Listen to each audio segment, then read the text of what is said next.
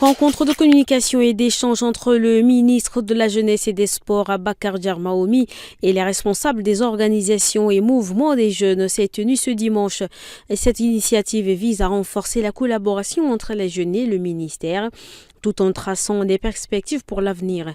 Placée sous le thème « Jeunesse, vecteur de l'unité et de la consolidation de la paix à l'ère de la Ve République », cette rencontre a permis au ministre d'exprimer son engagement pour une jeunesse unie, proactive et porteuse d'excellence. Conscient du rôle central de la jeunesse dans le développement national, il a affirmé que l'engagement des jeunes pour la paix est le gage du développement.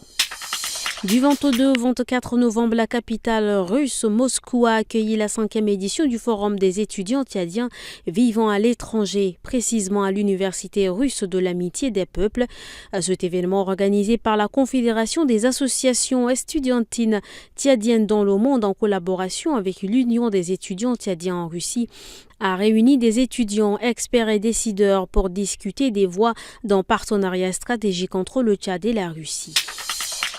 Le régime militaire du Niger a affirmé dimanche avoir demandé le remplacement de l'ambassadeur de l'Union européenne avant son rappel annoncé samedi par l'UE pour consultation à Bruxelles.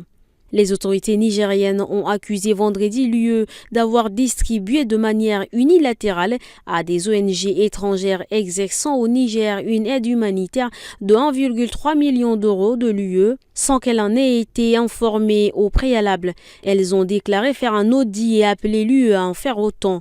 Le lendemain, l'UE a exprimé son profond désaccord après la remise en cause des modalités de gestion de l'aide et annoncé le rappel de son ambassadeur au Niger, Salvador Pinto de França, pour consultation à Bruxelles. Elle indiquait par ailleurs vouloir continuer à soutenir la population. Le camp des réfugiés de Dar el-Salam, situé à Bagassola, dans la province du Lac, traverse une crise alimentaire sans précédent. Plus de 18 450 réfugiés enregistrés n'ont pas reçu d'assistance alimentaire depuis près de 10 mois. Isaac Tiens-Takamio, chef de sous-délégation du HCR à Bagassola, révèle qu'en plus de ces chiffres alarmants, environ 3000 déplacés vivent aux alentours du camp, fuyant les récentes violences à Barkaram et Kaiga-Kendiria. Établi depuis 2015, le camp souffre désormais d'une grave pénurie de ressources essentielles. Mahamat Ali Tiari, chef de camp, tire la sonnette d'alarme et appelle les autorités tchadiennes à renforcer les infrastructures sanitaires et éducatives. Bien qu'un centre de santé et une école aient été établis grâce à des initiatives humanitaires, ces efforts restent largement insuffisants face aux besoins croissants des réfugiés. Plus de 2 millions de manuels distribués pour améliorer la qualité de l'éducation. Une nouvelle étape vient d'être franchie dans le domaine de l'éducation au Tchad.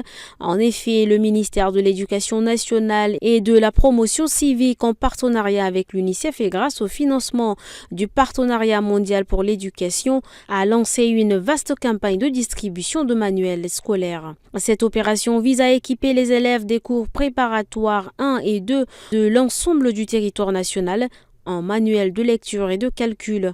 Plus de 2 millions d'exemplaires ont été imprimés et sont en cours de distribution dans les écoles.